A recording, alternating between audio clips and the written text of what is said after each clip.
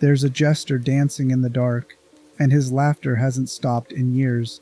Somewhere in Skyrim, a scholar sits alone in an ice cave, whispering to voices that nobody else can hear, fingers tracing Dwemer glyphs until his nails split and bleed. An emperor wanders through his own mind, fighting manifestations of paranoia and self-hatred that take physical form in a realm built entirely from his fractured consciousness.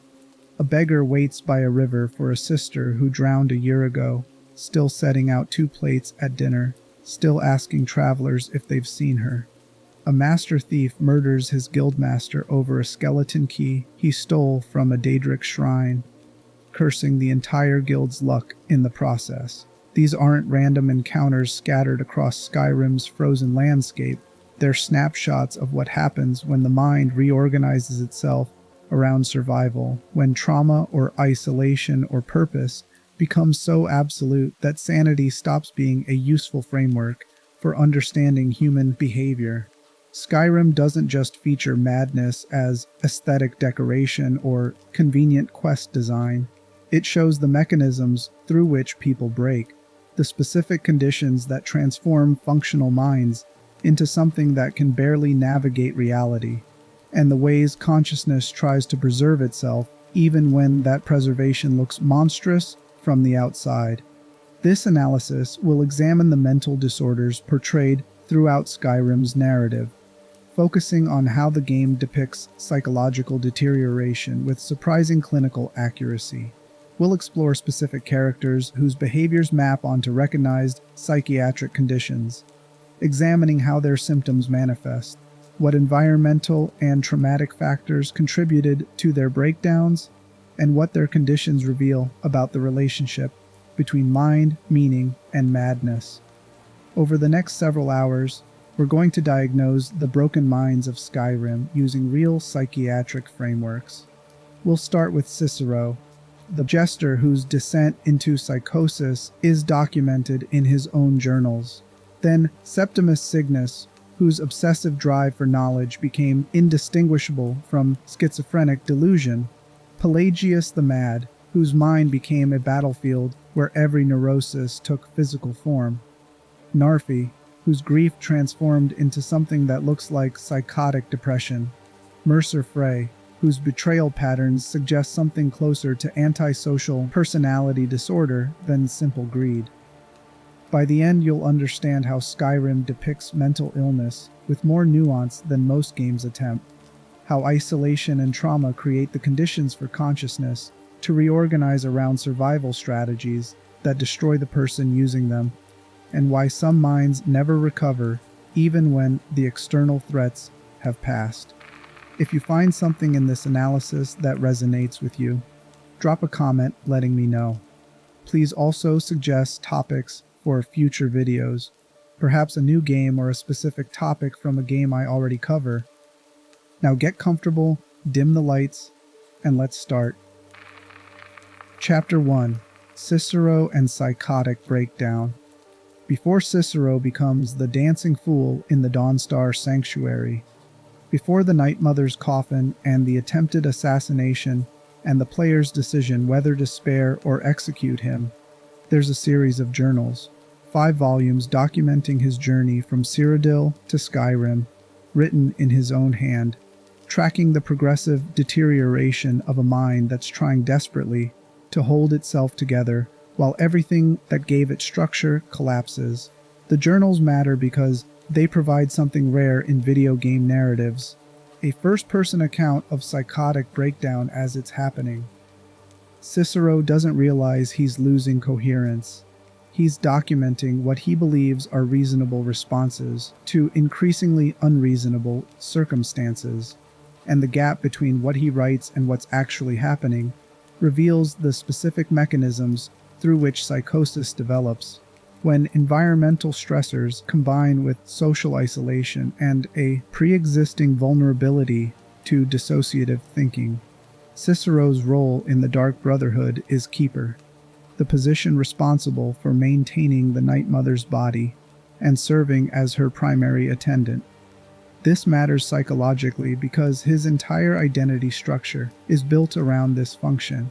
He's not Cicero who happens to be a keeper. He's the keeper who happens to be called Cicero. His sense of self, his purpose, his daily routines, his social position within the Brotherhood, all of it derives from this role. When that role becomes endangered, when the Dark Brotherhood's Cyrodiil sanctuary collapses and he's forced to flee, with the Night Mother's coffin, he doesn't just lose a job. He loses the entire framework that organized his consciousness. The journal entries documenting his time as keeper are still relatively coherent. He describes the Cyrodiil sanctuary's fall, the need to transport the Night Mother to safety, and eventually the logistical challenges of moving a corpse in a coffin across provincial borders without attracting unwanted attention. There's stress in the writing, certainly, and a preoccupation with duty that borders on obsessive. But the thought patterns remain organized. He can plan, prioritize, adapt to changing circumstances. His personality shows through. Theatrical, prone to dramatic flourishes, somewhat pompous about his position. But these are character traits, not symptoms. The deterioration begins when isolation becomes absolute. Cicero travels alone for months, speaking only to himself and to the Night Mother, whose responses exist only in his mind. Human beings are neurologically wired for social interaction. Our brains develop and maintain coherence through constant dialogue with other consciousness, language, eye contact, the 1,000 micro-adjustments we make during conversation. These aren't just social niceties. They are the mechanisms through which we calibrate our internal models of reality against external feedback. When that feedback disappears, when someone spends weeks or months with no human contact except imagined conversations, the mind starts generating its own validation loops. Thoughts that would normally be tested against reality and discarded as irrational instead get reinforced through repetition. Ideas that seem questionable in the moment become certainties through the process of thinking them repeatedly without challenge. The internal monologue that should be one voice among many becomes the only voice. And without external correction, that voice can drift into territories that make sense only within its own increasingly closed logic. Cicero's journals show this drift happening in real time. He starts hearing the Night Mother speak to him directly. Whether this is legitimate magical communication or psychotic hallucination becomes irrelevant. What matters is that Cicero has no way to distinguish between the two, and the isolation ensures nobody can offer alternative explanations for the voices he's hearing. The Night Mother tells him to continue north. She tells him he's doing well. She tells him the journey has purpose. And because these messages align perfectly with what Cicero needs to believe in order to maintain his sense of purpose, he accepts them without question. This is how auditory hallucinations often develop in isolation. The mind generates voices that serve psychological needs the person can't meet through normal means. Cicero needs validation for his journey, reassurance that his suffering has meaning, confirmation that his role as keeper remains important, even though the brotherhood he served has collapsed. The Night Mother's voice provides all of this. Questioning whether the voice is real would mean confronting the possibility that he's alone, purposeless, dragging a corpse across Skyrim for no reason. The psychotic explanation that the Night Mother genuinely speaks to him is psychologically safer than the reality. By the Middle Journals, Cicero's writing shows clear signs of formal thought disorder. His sentences become fragmented. He shifts topics mid-paragraph without transition. He refers to himself in third person, then first person, then back again, as if he can't maintain a stable perspective on his own experiences. The theatrical persona intensifies, bleeding into moments where practical communication would be more appropriate. He giggles on the page, actually writes the word teehee, in context where the humor makes sense only to him. Formal thought disorder refers to the breakdown of logical connections between ideas. In normal cognition, thoughts follow associative chains that make sense to both the thinker and anyone listening. One idea leads naturally to the next through clear, logical, or emotional connections. In thought disorder, these connections become loose or bizarre. The person can move from discussing travel plans to describing a funny noise to expressing rage at a perceived betrayal, all within a single paragraph, without recognizing that external observers can't follow the thread connecting these topics. Cicero displays this pattern increasingly as the journals progress.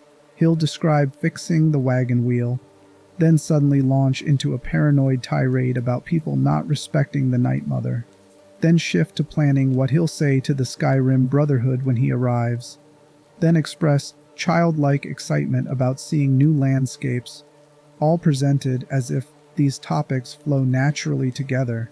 To Cicero, they do flow together.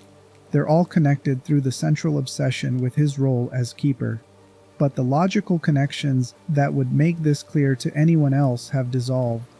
The paranoia intensifies.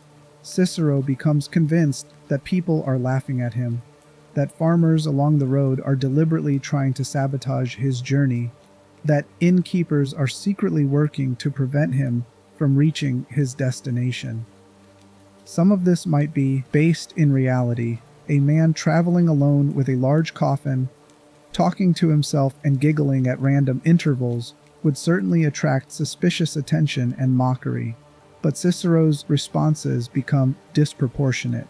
A farmer's refusal to help fix his wagon becomes evidence of a conspiracy. A child's laughter becomes a deliberate insult to the Night Mother. This is persecutory delusion formation, and it serves a specific psychological function. When someone's life becomes genuinely difficult and isolating, when they're struggling alone with no support and no clear path forward, the mind sometimes constructs explanatory frameworks that make the suffering feel intentional rather than random. It's psychologically easier to believe that people are actively working against you than to accept that nobody cares enough to notice your struggles. The persecution gives the suffering meaning. It transforms pointless hardship into evidence of your importance. They wouldn't conspire against you if you weren't a threat to something significant. Cicero's paranoia also protects his core identity. If people mock him because they're agents of forces that want to undermine the Night Mother and the Dark Brotherhood, then the mockery says nothing about Cicero himself. It's not that he's genuinely become a disturbing figure dragging a corpse through the wilderness while talking to himself. It's that evil forces recognize how important he is and are trying to break his spirit. The delusion preserves his self-concept even as external evidence mounts that something has gone catastrophically wrong with his mental state. The violent outbursts begin. Cicero describes attacking people who insult the Night Mother.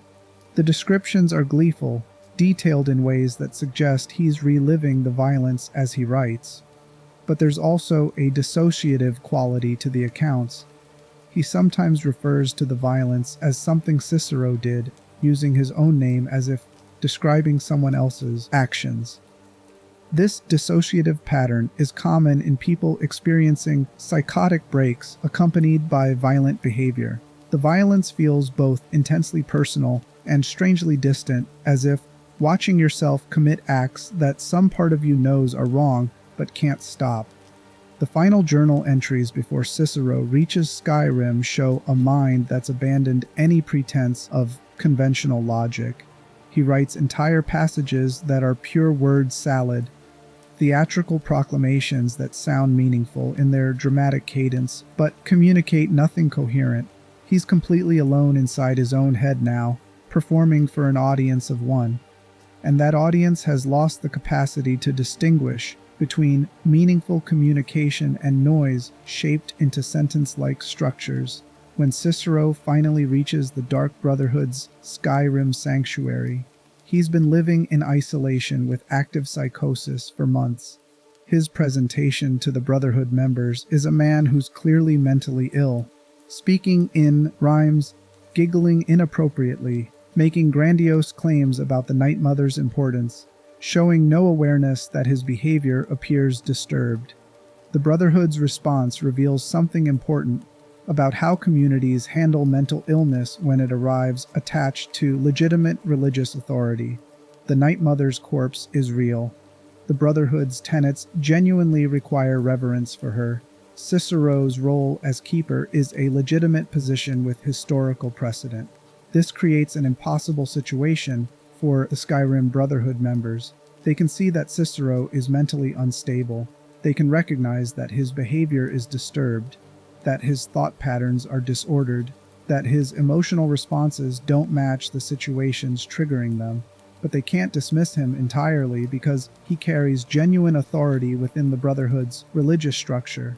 This dynamic mirrors real-world situations where mental illness intersects with institutional or religious roles. How do you address someone's clear psychological deterioration when their position within an organizational hierarchy gives them legitimate authority? When challenging their mental state means challenging doctrines or structures the institution itself depends on. The Skyrim Brotherhood handles this by accepting Cicero in his role while maintaining emotional distance, tolerating his disturbed behavior as long as it doesn't threaten the sanctuary's function. The conflict with Astrid reveals what happens when Cicero's psychosis finally does threaten sanctuary operations. The player character's arrival and the Night Mother's decision to speak through them rather than through Cicero represents a fundamental challenge to the identity structure Cicero has built his entire consciousness around. He's the keeper. He's the one the Night Mother speaks to. He's the person whose suffering and isolation and journey were supposed to matter because of his unique relationship to the Brotherhood's spiritual center. When that specialness is transferred to someone else, when the Night Mother chooses a newcomer over the keeper who's devoted years to her service, Cicero's remaining psychological stability collapses completely. The rage he directs at Astrid isn't just anger about organizational politics. It's the fury of someone whose core identity has been invalidated, whose suffering has been rendered pointless, whose madness has been exposed as madness rather than divine purpose. The attack on Astrid and his flight to the Dawnstar Sanctuary represent a complete psychotic breakdown. Cicero's behavior becomes purely reactive, driven by paranoid delusions and religious grandiosity, untethered from any remaining connection to social reality. He's convinced he's being persecuted for his faith, that Astrid represents corruption that must be purged, that violence is the only response to betrayal this profound. When the player finally encounters Cicero in Dawnstar, wounded and cornered, the encounter offers a choice that's psychologically fascinating: kill him or spare him, end his suffering and remove the threat he represents, or allow him to live and potentially return to the Brotherhood in some capacity. The game presents this as a moral choice about mercy and justice, but it's also a choice about how societies handle mental illness that's resulted in violence. Cicero didn't choose psychosis. His breakdown resulted from isolation, role loss, and environmental stressors that would challenge anyone's mental stability. But his psychosis produced genuine violence, genuine threats to community safety. Can that violence be separated from the illness that produced it? Should it be? The game doesn't answer these questions, and neither does real-world psychiatry, because they're questions about values and risk tolerance rather than clinical diagnosis. If spared, Cicero returns to the Brotherhood and functions adequately within his role, though his thought patterns remain clearly disordered. He still speaks in rhymes, still giggles inappropriately, still shows signs of active psychosis, but the violence stops when the immediate crisis passes. This suggests his breakdown was situational rather than purely biological. When the environmental stressors that triggered the decompensation are removed, he can return to a baseline level of disturbed but manageable functioning. This pattern is clinically realistic. Many people with psychotic disorders can function adequately in structured environments even while experiencing ongoing symptoms. Hallucinations and delusions don't necessarily prevent someone from performing routine tasks, maintaining relationships, or contributing to communities. They struggle when stressors mount, when their role or identity is threatened, when isolation removes the social scaffolding that helps maintain baseline stability. But with structure, purpose, and some degree of social connection, even significantly disturbed individuals can maintain functionality. Cicero's story reveals how Skyrim understands psychosis as a process rather than a state, something that develops through specific mechanisms, intensifies under particular conditions, and can be managed even if not fully cured. His journals document the journey from stressed but functional to actively psychotic, showing each step along the path and the factors that pushed him further into breakdown. His presentation to the Brotherhood shows what chronic psychosis looks like when someone has adapted to it, enough to maintain some capacity for social interaction. His violent episode shows what happens when remaining stability is challenged, and his potential return to functionality shows that psychotic breakdown doesn't necessarily mean permanent incapacity. The clinical accuracy matters because it affects how players understand and respond to the character. Cicero isn't just crazy for flavor. His madness has a documented cause, a predictable progression, and behaviors that make sense within the framework of his diagnosis. Players who recognize these patterns see a character whose suffering is real even when his perceptions aren't, whose violence emerged from psychological mechanisms rather than simple evil, whose breakdown could have been prevented with different environmental conditions and social support. That's the horror in Cicero's story. He didn't have to break this completely. If the Cyrodiil sanctuary hadn't fallen, if he'd had companions during the journey, if the Night Mother's voice had been recognized as a symptom requiring treatment rather than validated as divine communication, the psychotic break might never have reached the point of violence, but the conditions were perfect for breakdown, and the Brotherhood's structure ensured nobody intervened until the violence forced intervention. Skyrim shows that sometimes madness is made rather than born, that the right combination of isolation, stress, and role loss can break minds that might have remained intact under different circumstances. Cicero started as someone theatrical and obsessive but functional. He ended as someone whose connection to consensual reality had fractured so thoroughly that violence seemed like a reasonable response to organizational politics. The journals document every step of that transformation, making it impossible to dismiss the outcome as simple character flaw or moral failing. Chapter 2. Septimus Signus and Obsessive Delusion. North of Winterhold, past the college and the frozen coastline, there's an ice cave carved into a glacier. Inside, surrounded by Dwemer artifacts and scattered papers covered in incomprehensible diagrams, sits an old man who stopped sleeping years ago because sleeping means time wasted, and he doesn't have time to waste because the secret is close, so close. Just one more calculation, one more translation, one more piece of the puzzle, and everything will finally make sense. Septimus Signus is dying when the player meets him. Dying slowly. Dying in the specific way that happens when someone forgets to eat because eating interrupts work, forgets to maintain their living space because maintenance doesn't advance the research, forgets that human bodies need rest and warmth and social contact because all of those things are distractions from the one goal that matters. He's been living in the ice cave for an unknown amount of time, studying an elder scroll he doesn't fully understand, trying to access a Dwemer lockbox he's convinced contains the heart of Lorcan, the literal heart of a god, and in his mind, the most fundamental secret in existence. His presentation is someone in the late stages of obsessive-compulsive psychosis with possible underlying schizophrenia, the obsession with the Dwemer, the conviction that their knowledge holds secrets nobody else recognizes. the elaborate belief systems he's constructed around Dwemer technology and Elder Scrolls. These could be understood as simple academic fixation taken too far. But the way Septimus talks about his work, the things he says about what he's discovered, and who's been speaking to him, reveals cognition that's moved far beyond eccentric scholarship into genuinely delusional territory. He claims to be receiving guidance from Hermaeus Mora, the Daedric prince of forbidden knowledge.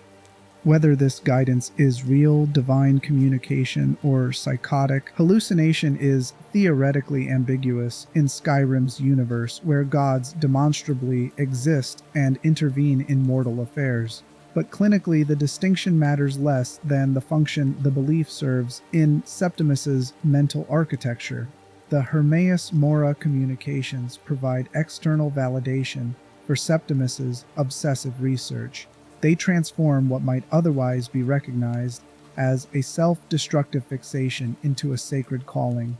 Hermaeus Mora speaks to him because his work matters, because he's close to something significant, because his suffering and isolation have purpose. Without this belief, Septimus would have to confront the possibility that he's wasting his life in an ice cave chasing knowledge that doesn't exist, that his years of research have produced nothing but madness. The divine guidance narrative protects him from that confrontation. This pattern mirrors how religious delusions often function in psychotic disorders. The person genuinely believes they're receiving communication from supernatural sources, and this belief makes their deteriorating life circumstances feel meaningful. The isolation becomes sacred solitude, the poverty becomes holy, the social dysfunction becomes evidence of being chosen for purposes ordinary people can't understand. The delusion doesn't just describe an altered reality, it makes that reality bearable. Septimus's specific obsession with the Dwemer is psychologically revealing. The Dwemer are extinct, vanished from Tamriel through circumstances that remain unclear even to scholars who've dedicated their lives to studying them. This means any theory about the Dwemer is difficult to disprove definitively. There's no living Dwemer to contradict Septimus's interpretations. There's no complete historical record to check his claims against. The ambiguity creates perfect conditions for obsessive ideation to flourish without reality testing. When someone with obsessive-compulsive tendencies fixates on a topic that's genuinely mysterious, the obsession can sustain itself indefinitely. Every piece of evidence can be interpreted to support the theory. Every contradiction can be explained away as incomplete understanding. The mystery itself becomes proof that the obsession is justified. If the answer were simple, someone would have solved it already. So the fact that it remains unsolved means it requires exactly the kind of intensive, all-consuming focus Septimus is providing. The lockbox represents this dynamic perfectly. Septimus has convinced himself that opening the box will reveal secrets about Dwemer knowledge or Elder Scrolls, or the nature of reality itself. The box contains a legendary Daedric tome of forbidden knowledge, one of the most powerful artifacts in Tamriel. What matters is that Septimus has built his entire purpose around accessing it. Years of research, all the suffering of living in an ice cave, all the social connections he's abandoned, everything is justified if the box contains what he believes it contains. This is obsessive-compulsive disorder taken to psychotic extremes. OCD typically involves intrusive thoughts that trigger compulsive behaviors aimed at reducing anxiety. The thoughts are recognized as irrational, but the compulsions feel necessary anyway. In Septimus's case, the boundary between obsessive thought and delusional conviction has dissolved completely. He doesn't think he should open the box while recognizing the belief might be irrational. He knows with absolute certainty that opening the box is necessary, that the contents will justify everything, that Hermaeus Mora has shown him this truth. The player's involvement in the quest reveals another element of Septimus's pathology: his inability to complete tasks without external assistance despite his conviction that he's close to breakthrough. He's been trying to open the lockbox for years, possibly decades, but hasn't succeeded.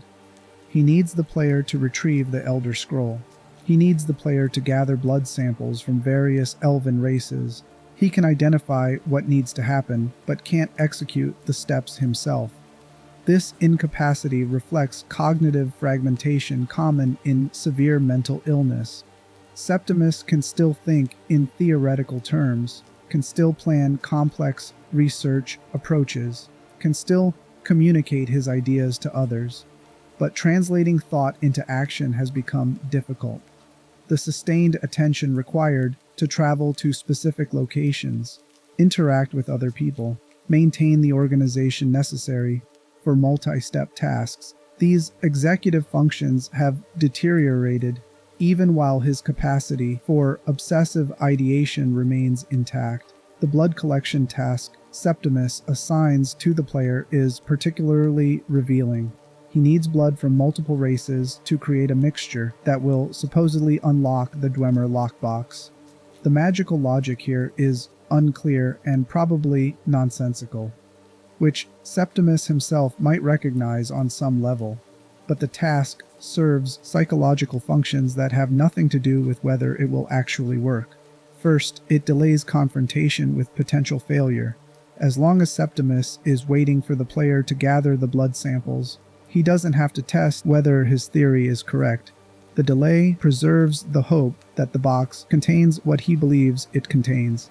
Second, it externalizes the work, allowing Septimus to maintain his identity as a researcher without having to perform the physical labor research requires.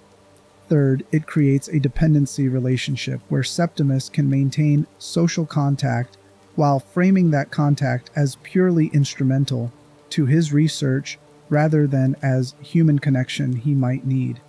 The way Septimus talks to the player during these interactions shows someone who's maintained linguistic coherence while losing social awareness. His sentences are grammatically correct. His vocabulary is sophisticated. He can explain his theory in detail, but he can't modulate his speech for his audience. He doesn't recognize social cues. He launches into technical explanations without checking whether the player understands or cares. He treats the player as an instrumental resource, someone who can perform tasks he needs done, without recognizing them as a person with their own concerns or agency. This pattern is characteristic of people who've spent extended periods in isolation. Social skills atrophy without practice. The ability to read facial expressions, interpret tone of voice, adjust your communication style to match your audience. These capacities require regular use to maintain. Septimus has been alone with his obsession for so long that he's lost the cognitive flexibility required for genuine dialogue. He can communicate, but only in one direction, only about his research, only in ways that assume the listener shares his priorities and conceptual framework. When the player finally delivers the blood mixture and Septimus opens the lockbox, what happens? Next reveals the ultimate futility of his obsession and the tragedy of psychotic fixation. The box does open. Hermaeus Mora does appear, and Septimus dies, disintegrated into a pile of ash by Hermaeus Mora the moment the box is open and his usefulness is gone. The box didn't contain what Septimus was promised. He believed it held the heart of Lorcan. Instead, he found the Ogma Infinium, significant to anyone else, but not the divine heart he'd sacrificed everything to reach. He was disintegrated before he could even comprehend the difference. The obsession that organized his entire life, that gave meaning to his isolation and poverty and deteriorating mental state, ended with him turning to ash over a book he never got to read. Hermaeus Mora used Septimus as an instrument to access the box, and once that function was served, discarded him. This outcome is clinically and thematically important. Obsessive delusions don't pay off. The conviction that one more calculation, one more experiment, one more breakthrough will finally make everything worthwhile is a lie. The obsessive mind tells itself to justify continued dysfunction. The tragedy isn't that Septimus was close to something real and failed at the last moment. The tragedy is that he was never close to anything except madness. And the years he spent in that ice cave were simply years lost to a delusion that served psychological needs rather than genuine intellectual discovery. Hermaeus Mora's role in the story adds complexity to this analysis. In Skyrim's metaphysics, Hermaeus Mora genuinely exists and does offer forbidden knowledge to mortals willing to pay his prices. This means Septimus's belief that he was receiving divine guidance might have been accurate, but accuracy doesn't make the outcome less tragic or the mental illness less real. Even if Hermaeus Mora genuinely spoke to Septimus, the relationship was still parasitic. The knowledge offered wasn't actually for Septimus's benefit. The guidance led him deeper into isolation and obsession, not toward genuine understanding or well-being. Whether the voice was a hallucination or a Daedric prince, the effect was the same. It drove Septimus to destroy himself in pursuit of knowledge that wouldn't save him. This is what makes Septimus's story particularly disturbing. People experiencing religious delusions often find comfort in believing their suffering has divine purpose. But what happens when the divine being is real and genuinely malevolent? When the delusion accurately reflects reality, but reality is itself a trap. Septimus was both mentally ill and genuinely in contact with a supernatural entity that exploited that mental illness for its own purposes. The player's role in enabling Septimus's destruction raises uncomfortable questions about complicity and responsibility. The player retrieves the Elder Scroll, gathers the blood samples, delivers them to Septimus knowing he's mentally unstable and obsessed. Should the player have refused?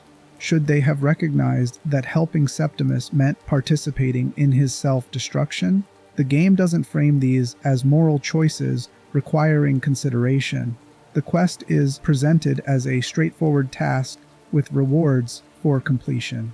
This lack of moral framing reflects how societies often treat mentally ill people's obsessions.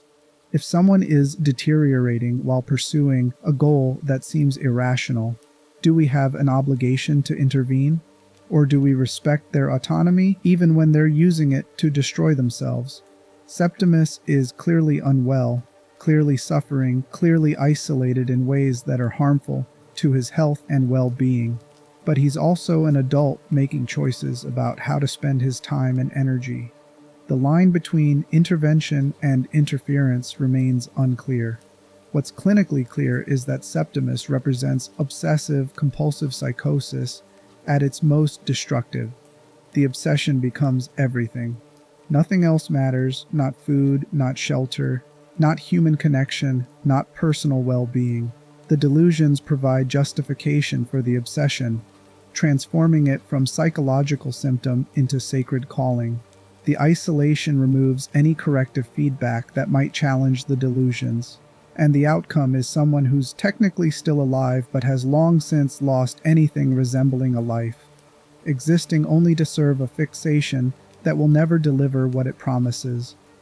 The player's encounter with Septimus ends with his death or transformation, but the ice cave remains. The scattered papers, the diagrams that made sense only to him, the Dwemer artifacts he studied until his eyes bled, all of it stays behind as evidence of a life consumed by obsession. Nobody comes to collect his research. Nobody translates his notes into publishable scholarship. The knowledge he died pursuing dies with him, because obsessive delusions don't produce transferable understanding. They produce only the internal logic that sustained the person experiencing them. Septimus's story demonstrates how Skyrim understands the relationship between genius and madness. He was genuinely intelligent. His theories about Dwemer technology show sophisticated understanding of engineering principles and magical systems under different circumstances, with institutional support and collaborative peers and medication that could manage his obsessive tendencies. He might have produced legitimate scholarship. But intelligence doesn't protect against mental illness. Sometimes it makes the illness more destructive, because brilliant minds can construct more elaborate justifications for their delusions, can sustain obsessive focus longer, can isolate more completely because they convince themselves they don't need other people's intellectual contributions. The ice cave becomes a tomb for wasted potential. Septimus had decades of knowledge about the Dwemer that nobody will ever access, because he couldn't organize it coherently, couldn't communicate it effectively, couldn't separate genuine insight from psychotic interpretation. His mind was a library, burning down in slow motion, and he died before anyone could rescue what might have been worth saving. That's where we've been so far, studying how isolation transforms stress into psychosis, how obsession can consume every other aspect of functioning, how the mind reorganizes around singular purposes that destroy the person pursuing them. But we haven't yet addressed the most direct portrayal of mental illness in Skyrim's narrative. We haven't entered the mind of someone whose disorders are so severe, so multiple, so resistant to any form of management, that his consciousness became a literal battlefield where every symptom took physical form and waged war against every other symptom until nothing remained except endless internal conflict. We need to talk about Pelagius the Mad. Chapter 3. Pelagius the Mad and Mental Breakdown. The Mind of Madness quest begins in solitude with a strange man named Dervanin asking for help and giving Pelagius's hip bone to the player so they can enter the Pelagius wing. The man is Dervanin, a servant of Sheogorath, and he's desperate to reach his master, who's been on vacation inside the dead Emperor Pelagius III's psyche for an unknown period of time. The quest requires the player to enter Pelagius's mind, literally enter the mental landscape of a man who died centuries ago, but whose consciousness remains preserved inside his own wing of the Blue Palace, frozen in the moment of his death, still experiencing every symptom of every disorder that tormented him during life. This is a unique opportunity in gaming. Most games that address mental illness do so through dialogue, environmental storytelling, or behavioral patterns that players must interpret.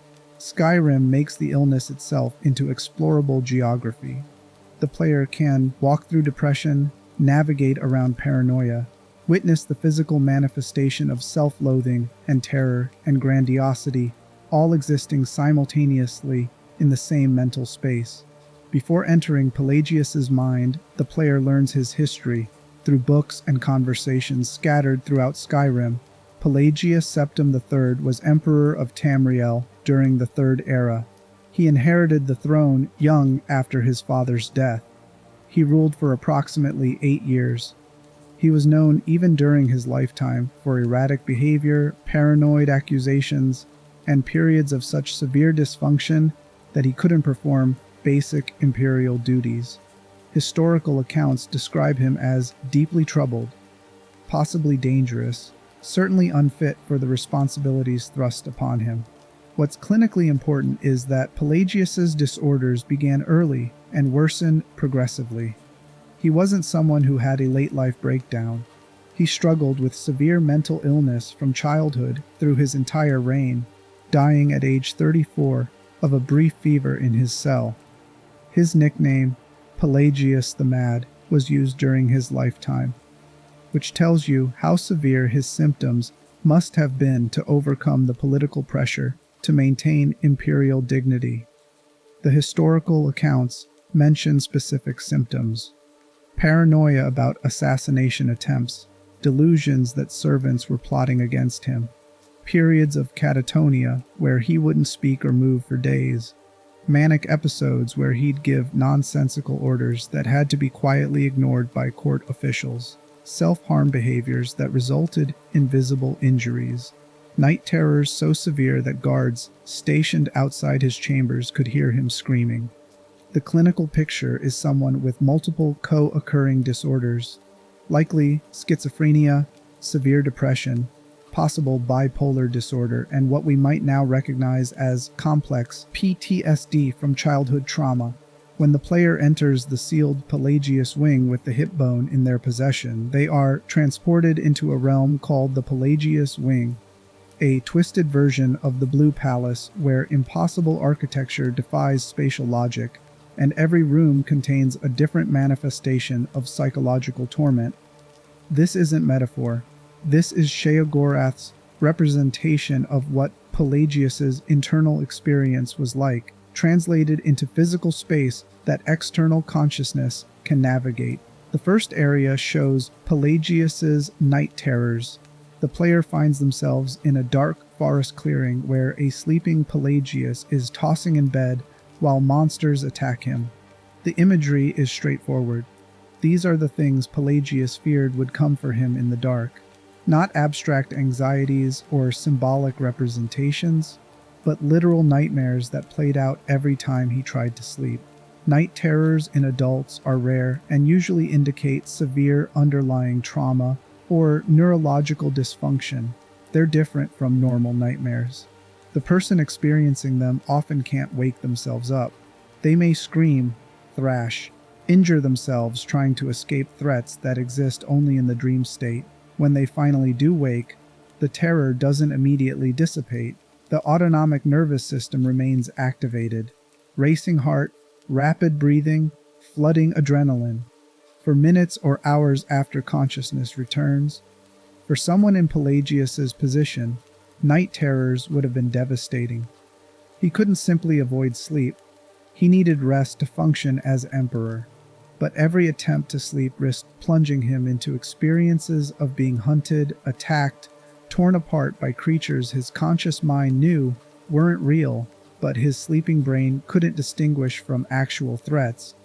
Over time, this creates catastrophic sleep deprivation, which exacerbates every other mental health symptom he was experiencing. The player resolves this section by using the Wabajak to transform the nightmares into harmless entities, like a goat or a chest. This is wish fulfillment, not clinical treatment. Real night terrors don't respond to symbolic empowerment. They require addressing underlying trauma, potentially medication to suppress REM sleep, cognitive behavioral approaches that reduce overall anxiety. But in Pelagius's frozen mind, the nightmares can be defeated through external intervention, giving him something he never achieved in life, one night of peace. The second area reveals Pelagius's paranoia. The player finds Pelagius sitting in a chair, watching two Atronachs fight in an arena. Sitting across from him are two bodyguards he believes are protecting him. He is convinced the palace is full of traitors, but his paranoia focuses on the distractions in the arena rather than the bodyguards sitting beside him. This is paranoid schizophrenia visualized. The split isn't between healthy and sick versions of Pelagius. Both versions are equally delusional. The split represents how paranoid cognition works. The person believes everyone is a potential threat, but they can't decide which threats to prioritize, so they alternate between different persecution narratives depending on which fear feels most urgent in the moment. Paranoid delusions of this severity are devastating to relationships and governance. Pelagius couldn't trust anyone. Every advisor might be plotting. Every servant might be poisoning his food. Every family member might be conspiring to take the throne. This makes coherent decision-making impossible. How do you accept counsel when you believe the counselor is secretly working to destroy you? How do you maintain alliances when you're convinced everyone is an enemy wearing a friendly mask? The historical accounts mention that Pelagius's paranoia led to numerous false accusations, wrongful imprisonments, and executions of servants who'd done nothing except be in the wrong place when Pelagius was experiencing an acute delusional episode. These weren't calculated political purges. They were the actions of someone whose ability to assess threat had been completely compromised by illness. He genuinely believed these people were trying to kill him, and from inside that belief, execution seemed like self-defense. The player resolves this section by using the Wabbajack on the bodyguards sitting with Pelagius, transforming them into wolves that attack him, proving his paranoia both justified and misdirected. Again, this is fantasy rather than treatment. Real paranoid delusions don't respond to being told they're irrational. The person experiencing them isn't choosing to believe false things. Their perception has been altered at a neurological level. Evidence that contradicts the delusion gets reinterpreted to support it. Logic that should demonstrate the belief is impossible gets twisted until it proves the persecution is even more elaborate than previously thought. The third area shows Pelagius's self-loathing and depression. The player enters a scene where a tiny man representing his confidence is being beaten by a giant grotesque man representing his anger. The small confidence looks miserable, diminished, unable to fight back. The large anger is monstrous, consuming all the space, representing how Pelagius's emotions functioned. Simultaneously too small and too large, unable to achieve any balanced relationship with his own existence. This is emotional dysregulation combined with severe depression. Pelagius couldn't manage his emotional state accurately. He experienced his anger as fundamentally overpowering, violently destructive, taking up too much space while his confidence was completely insignificant. The arena imagery specifically suggests profound internal conflict, either explosive rage driven by self-disgust or complete collapse driven by depression and inability to self-regulate. Depression in historical monarchs often went untreated because admitting weakness contradicted imperial dignity. Pelagius couldn't seek help without confirming that he was unfit to rule. He couldn't discuss his self-loathing without validating the courtiers who already doubted his competence. So the depression festered, creating feedback loops where feeling worthless made him perform poorly as emperor, which gave him evidence that he was indeed worthless, which deepened the depression. The player resolves this by using the Wabbajack to flip the balance entirely, shrinking anger down and enlarging confidence until confidence becomes the dominant force. Not a middle ground, but a full reversal. This represents therapeutic goals that are clinically accurate even if the method is fantastical. Treatment for emotional dysregulation and depression does involve helping the person develop more realistic self-perception, challenging distorted beliefs about their own worth, finding middle ground between explosive rage and complete worthlessness. But achieving this balance requires extended therapy, possible medication, strong social support, and time. Resources Pelagius never had access to. He was expected to rule an empire while fighting every day to maintain even basic self-regard. The effort required to get through imperial functions while experiencing this level of self-loathing must have been excruciating. The manic invincibility Pelagius displayed during his reign, the grandiosity, the inability to perceive real threats, the reckless certainty that he was untouchable, has no dedicated trial in the mind itself. Sheogorath addresses it through commentary as the player moves between the three areas, describing how Pelagius's mania made him oblivious to genuine dangers, even as his paranoia invented threats that didn't exist. The contradiction between those two states, simultaneously terrified of everything and convinced he was invulnerable, is part of what made his psychology so resistant to any form of stability. The final confrontation with Sheogorath reveals the ultimate tragedy of Pelagius's condition. Sheogorath, Daedric Prince of Madness, has been vacationing inside Pelagius's mind because the madness is so comprehensive, so resistant to resolution, that even a deity whose entire domain is insanity finds it endlessly entertaining. Pelagius's disorders don't form a stable system. They contradict each other, fight each other, create impossible psychological conditions where every symptom makes every other symptom worse. Sheogorath explains that he's been trying to help Pelagius achieve some peace, some resolution to the conflicts tearing his psyche apart. But nothing works. Fixing the night terrors doesn't address the paranoia. Resolving the paranoia doesn't touch depression.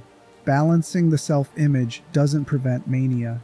Each symptom operates independently, creating a mental landscape where stability is impossible because there's no coherent self for the symptoms to organize around. This is clinically realistic for severe, treatment-resistant mental illness with multiple co-occurring disorders. Sometimes symptoms don't respond to treatment because they're embedded in contradictory neurological systems. The same medication that might help depression could trigger mania. The therapy that addresses paranoia might destabilize other coping mechanisms.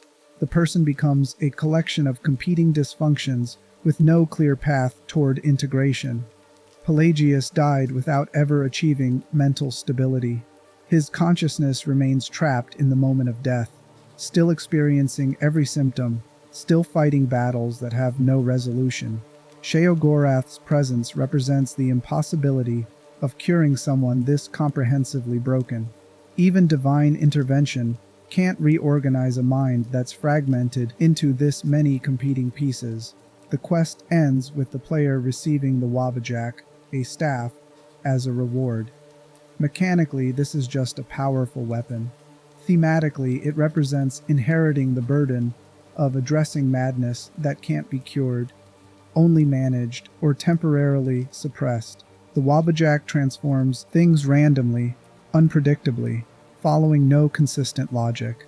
This is what treatment for severe mental illness often feels like, throwing interventions at symptoms, hoping something helps, never knowing which approach might work or how long the improvement will last. Pelagius's mind is a museum of psychiatric suffering. Each area represents a different way consciousness can turn against itself. The night terrors show how trauma disrupts basic biological functions. The paranoia shows how perception can become completely untethered from reality.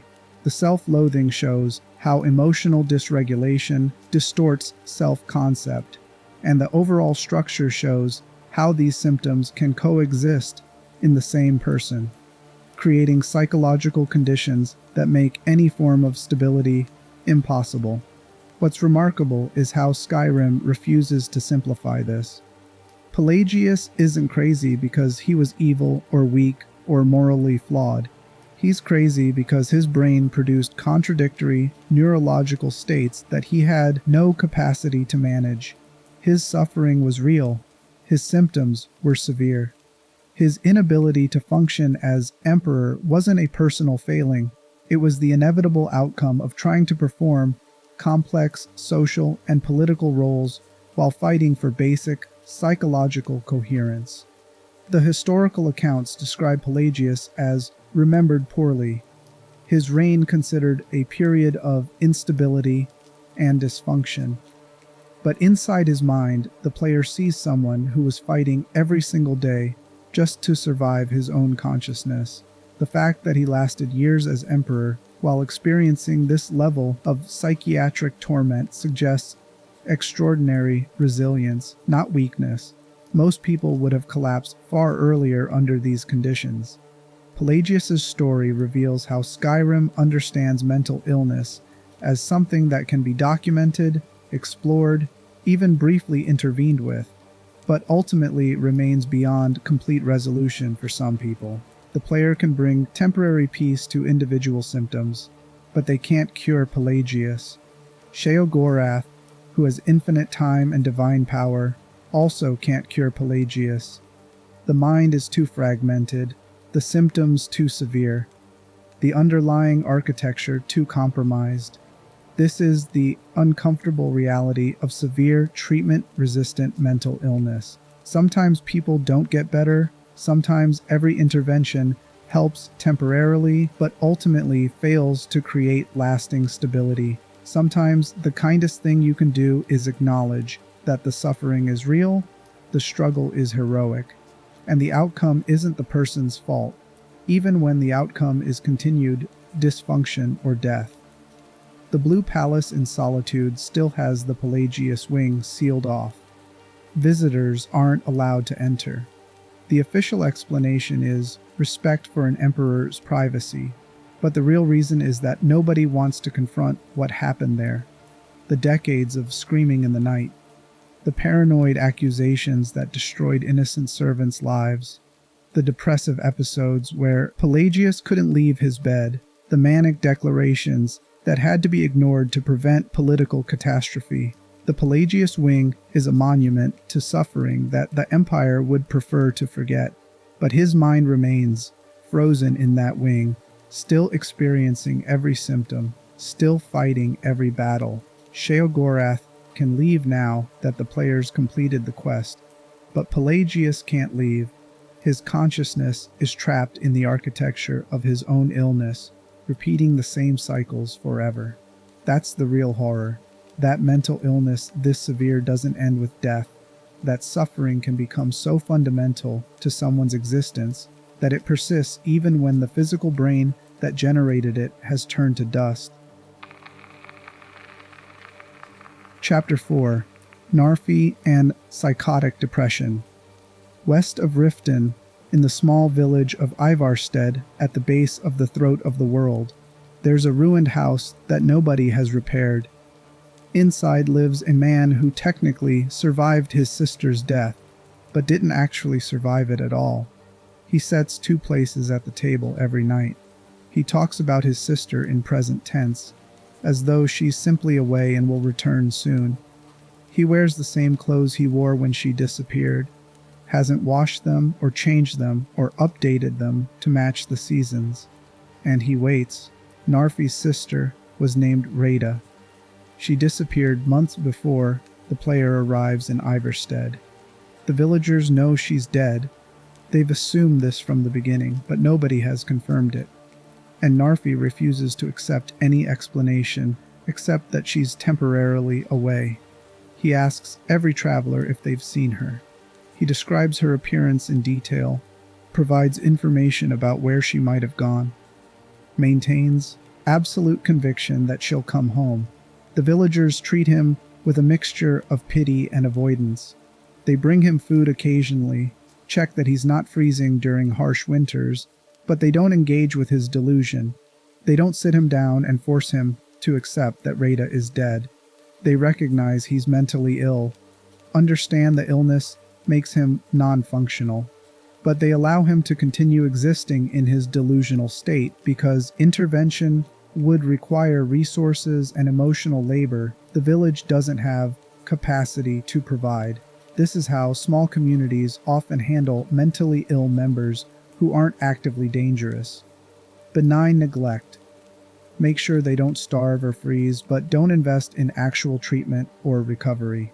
It's not cruelty, it's exhaustion. The villagers have their own lives, their own struggles. Taking responsibility for Narfy's psychological well-being would require time and energy they don't have. When the player investigates, they can find Rada's remains in the river. She drowned, likely while gathering ingredients for potions. Her body is found near an alchemy ingredient that grows underwater. The death was probably accidental. She went into the water and never came back up. Her skeletal remains are found at the bottom of the river just southeast of town, near the bridge, with scattered arrows nearby suggesting her death may not have been accidental.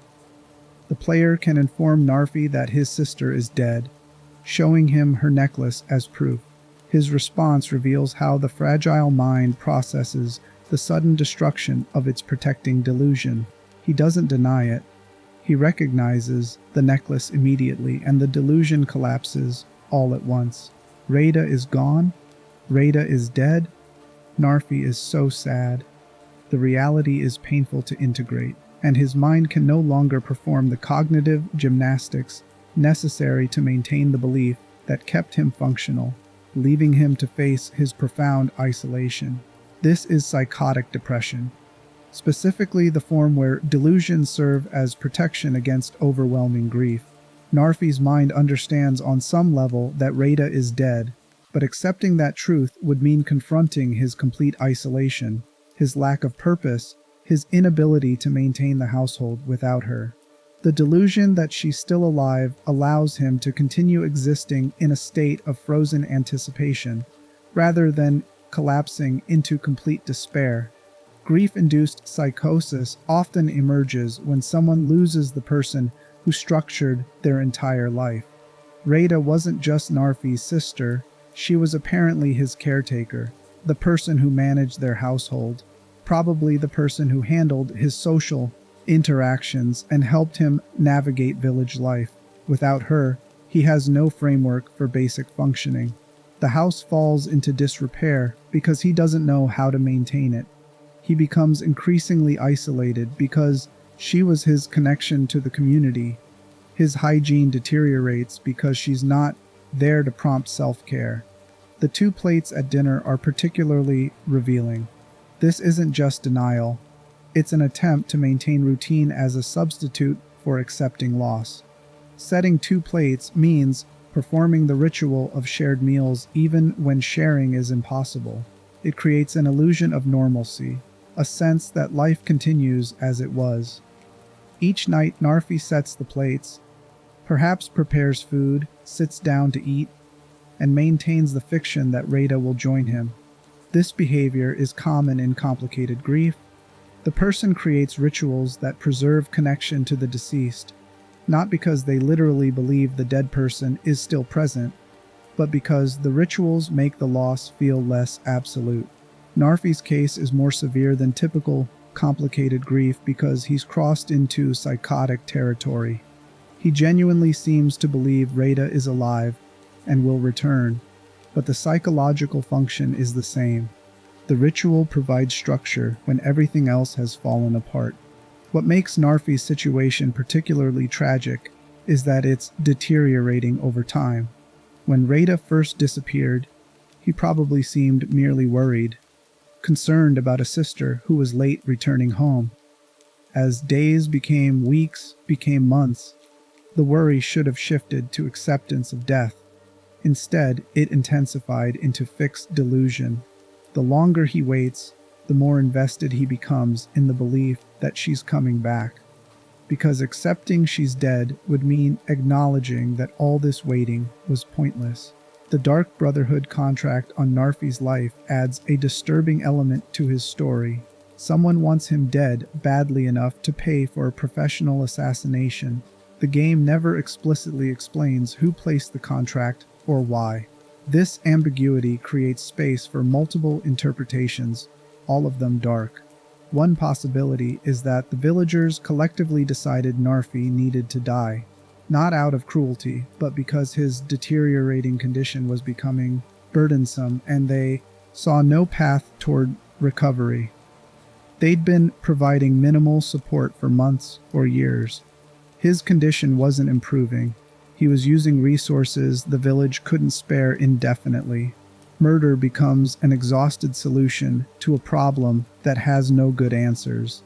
Another possibility is that Narfi himself placed the contract through some intermediary, paying for his own death, because some part of him recognizes he can't continue existing like this.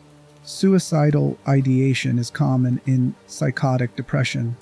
The person may lack the capacity to end their own life while simultaneously desperately wanting their suffering to stop. Hiring someone else to kill you solves this problem.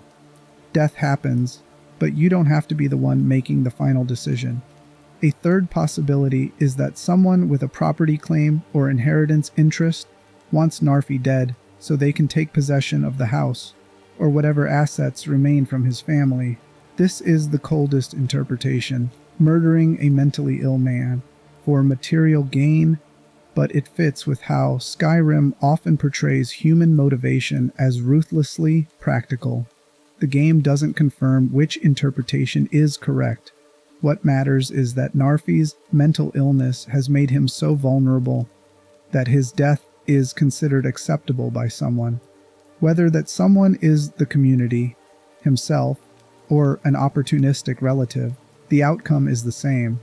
A man who's already been destroyed by grief gets murdered because his continued existence has become inconvenient. If the player accepts the contract and kills Narfi, he dies still believing his sister will return. His last words might be about Rada, about waiting for her, about maintaining hope. The delusion that protected him from facing his loss also prevents him from understanding his own death. There's something merciful in this, and something absolutely horrifying. Merciful because he never has to confront the reality that Rada is gone, never has to face the collapse of the delusion that's been holding his psyche together. Horrifying because he dies alone in a ruined house, waiting for someone who drowned months ago, murdered by someone who saw his grief-destroyed mind as a problem requiring elimination rather than a person requiring help. The contrast between how the game treats Pelagius versus how it treats Narfy reveals something about how mental illness is understood differently depending on social class and historical importance. Pelagius was an emperor. His madness is preserved, studied, turned into a quest that explores the architecture of his suffering. His mind becomes a museum that players can walk through, examining each symptom with clinical interest. Sheogorath himself considers Pelagius's madness worthy of divine attention. Narfy is a beggar in a small village. His madness is background detail, a sad story that justifies a dark brotherhood contract. Nobody preserves his mind, nobody studies his suffering, nobody considers his psychotic depression worthy of intervention beyond occasional food donations. When he dies, the village probably burns the house rather than maintain it as a monument. His story disappears except as a completed quest in the player's journal. This class-based disparity in how mental illness is treated and remembered is clinically realistic. Wealthy people get psychiatrists, hospitals, experimental treatments, family members who dedicate resources to their care. Poor people get benign neglect if they're lucky, institutionalization, or death if they're not. Pelagius's madness is considered tragic and worthy of study. Narfy's madness is considered a problem to be solved through minimal intervention or elimination. Both men experienced severe mental illness that destroyed their capacity for normal functioning. Both deserved treatment, support, community care. Pelagius received these things inadequately, but at least received them. Narfy received nothing except the occasional meal and eventually a knife in the dark. The difference wasn't severity of illness or likelihood of recovery. The difference was power, wealth, and social position. Narfy's house remains standing after his death, slowly collapsing into the river. The two plates stay on the table until weather and decay finally claim them. Nobody moves in. The village doesn't repurpose the building. It becomes another ruin in a province full of ruins. Testament to how many lives Skyrim grinds down until nothing remains except structures slowly returning to wilderness. The real tragedy isn't that Narfy died believing Rada would return. The tragedy is that everyone around him understood he needed help, recognized his illness was destroying him, and collectively decided that his suffering wasn't worth the effort required to address it. He died not because his condition was untreatable, but because treating it would have required resources and commitment that nobody was willing to provide. Chapter 5. Mercer Frey and Antisocial Personality. The Thieves' Guild in Riften operates under a specific code. Don't kill unless absolutely necessary. Honor your contracts. Protect your guild members. Share the profits fairly. These rules exist because criminal organizations require trust to function, and trust requires predictable behavior even in illegal contexts. Break the code, and you become a liability. Prove yourself trustworthy within the code, and you become valuable. The system works because everyone involved understands that their long-term survival depends on maintaining collective agreements. Mercer Frey understood these rules perfectly. He knew what behaviors the guild expected. He knew what loyalty signals to perform. He knew how to position himself as trustworthy, competent, reliable, and he knew that the rules only applied if people could catch you breaking them. if you were skilled enough to betray without detection, if you could maintain the performance of loyalty, while systematically destroying the organization from within, then the code meant nothing. It was just a tool for controlling people stupid enough to believe it mattered. This is antisocial personality disorder, the clinical term for what's colloquially called sociopathy. The core feature isn't violence or criminality, though those often accompany it. The core feature is the complete absence of genuine attachment to other people, or social contracts. Rules are obstacles to work around. Relationships are instrumental. They exist to serve your goals, and when they stop serving those goals, they're discarded without guilt or hesitation. Other people's suffering matters only insofar as it creates problems for you. The internal experience is one of profound emptiness, where emotional connection should be, filled instead with constant calculation about how to extract maximum benefit from every interaction. Mercer Frey was guild master before the player arrives. He'd risen through the ranks, earned the position through demonstrated competence in theft, leadership, and strategic planning. His relationship with Gallus, previous guild master and his closest friend within the organization, appeared to observers as genuine brotherhood, the kind of bond that forms between people who've trusted each other through dangerous situations over years of working together. But Mercer was planning to kill Gallus the entire time. Gallus had discovered the embezzlement and refused to look the other way. Mercer's in-game dialogue at Erkingthan makes this explicit. Gallus had his wealth, and he had you. All he had to do was look the other way. Killing Gallus wasn't cold calculation divorced from any grievance. It was silencing the one person who knew the truth and wouldn't stay silent. The betrayal was meticulously planned. Mercer waited until Gallus was investigating the embezzlement itself, following a paper trail that would have exposed everything. He lured Gallus to Snow Vale.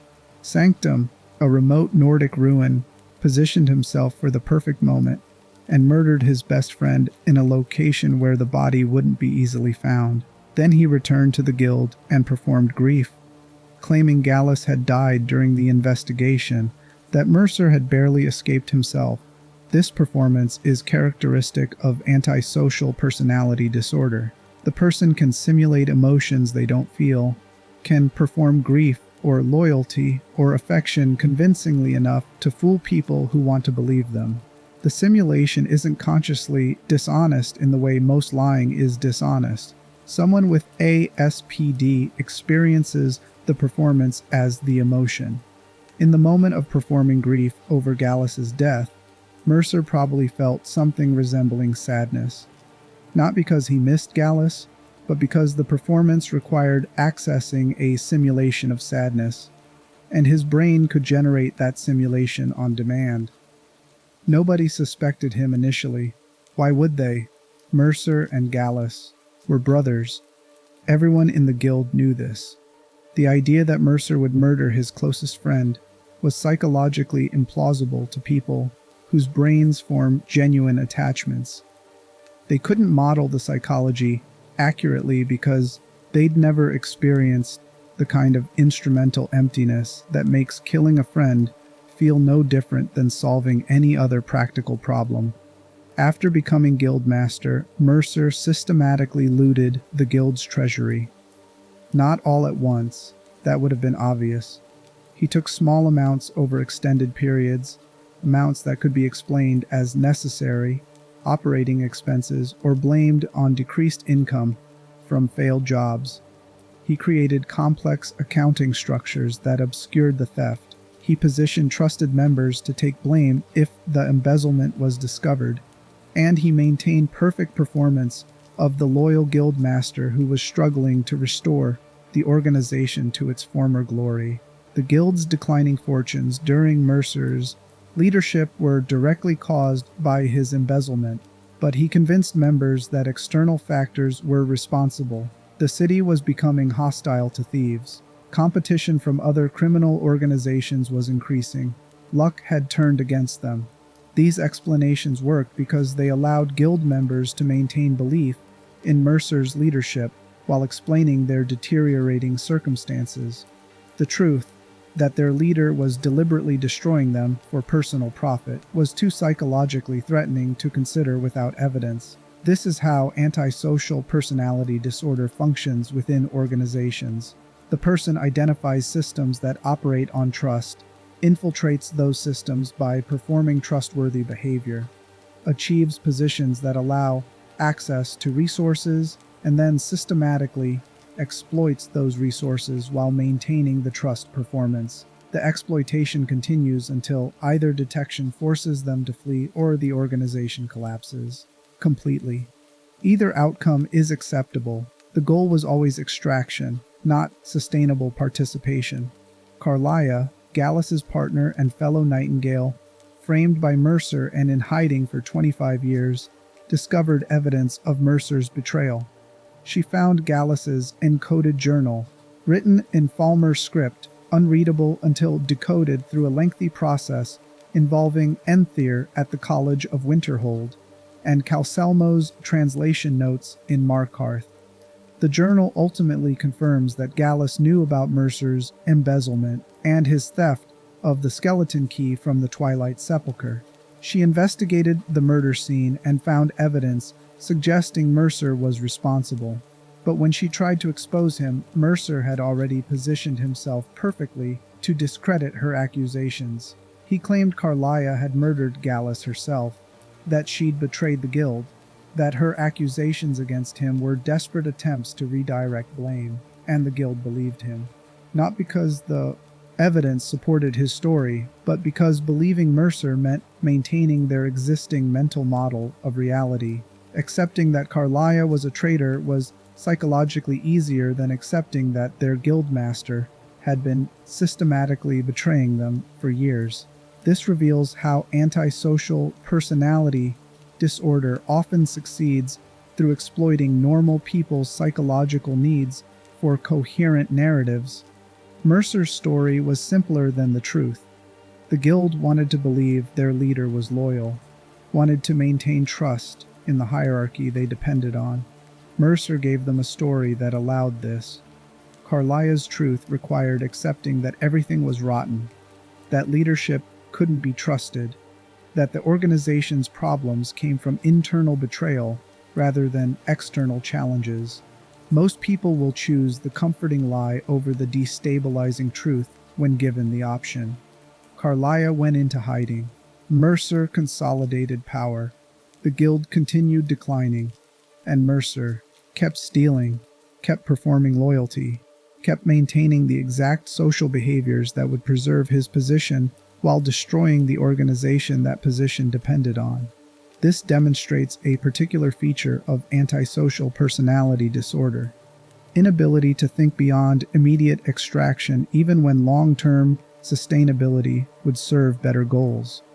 A non-disordered person stealing from the guild would recognize that completely destroying the organization eliminates future income streams. They'd steal enough to profit while maintaining the guild's viability, ensuring continued access to resources over time. Mercer couldn't think this way.